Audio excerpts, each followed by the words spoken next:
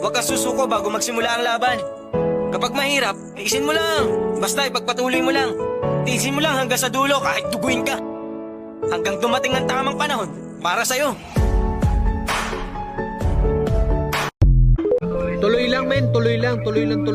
Walang makakapigil kahit ano pa yan hanggat buhay ka, hanggat humihinga ka tol. Pwede mong abutin lahat, yun lang naman ang bala natin dun eh. Hanggat humihinga, nakakagalaw, nakakita tayo. Kaya natin yan, kaya talaga yan. Depende lang talaga paano ka mag-iisip. Walang imposible talaga. Lahat ng tao dapat may ambisyon. Kung ang buhay natin ay parang kotse, yung ambisyon, yun ang gasolina.